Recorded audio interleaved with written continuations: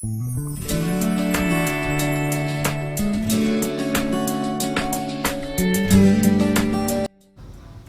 pagi, perkenalkan saya Tessa Soe, dokter yang bertugas pada hari ini. Pada saat ini, saya akan melakukan pemeriksaan ginekologi atau pemeriksaan panggul pada pasien. Jadi yang pertama, menyapa pasien dengan ramah, kemudian menanyakan identitas dan tujuan pasien datang.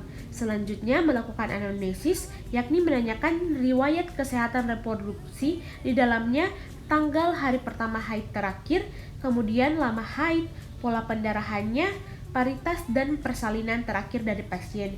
Kemudian tanyakan juga adakah riwayat anemia dan nyeri yang hebat ketika haid. Tanyakan juga apakah terdapat nyeri yang hebat ketika berhubungan seksual pada pasangan yang sudah menikah. Kemudian tanyakan juga ada tidaknya resiko kanker serviks seperti riwayat berhubungan seksual pada usia muda, riwayat gonta-ganti pasangan seksual. Kemudian selanjutnya memastikan pasien untuk mengosongkan kandung kemih dan pemeriksa melakukan pencucian tangan menggunakan 6 langkah metode WHO.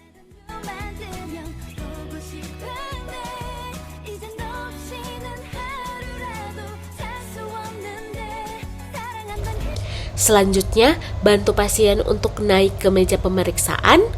Kemudian palpasi daerah perut dan periksa apakah ada nyeri, benjolan, atau kelainan lainnya di daerah suprapubik.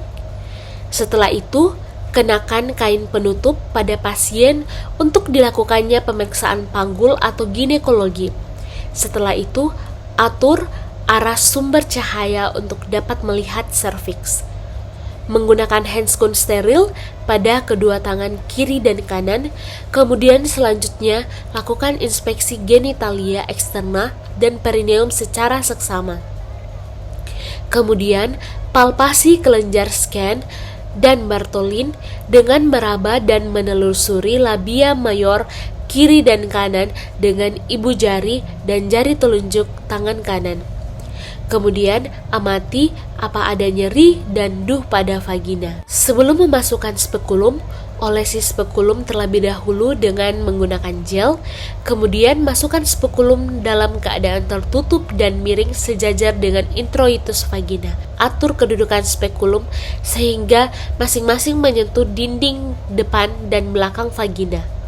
Buka spekulum lebih lanjut sehingga porsio cervix terlihat jelas. Perhatikan bentuk, ukuran, dan warna porsio. Perhatikan jika ada sekret vagina. Keluarkan spekulum secara hati-hati dengan kedua bila dalam keadaan tertutup. Selanjutnya melakukan pemeriksaan bimanual, di mana pisahkan kedua labia mayora dengan ibu jari dan jari telunjuk dengan kiri dari sisi atas. Kemudian masukkan jari telunjuk dan jari tengah tangan kanan dalam keadaan lurus dan rapat untuk melakukan pemeriksaan vaginal touch. Letakkan ujung-ujung jari tangan kiri pada suprasimfisis, tentukan besar dan posisi uterus, pastikan tidak ada infeksi atau tumor pada adnexa.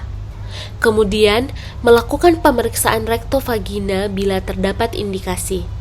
Kemudian melepaskan handscoon steril bekas pakai ke dalam tempat yang telah disediakan. Kemudian mencuci tangan dengan 6 langkah WHO.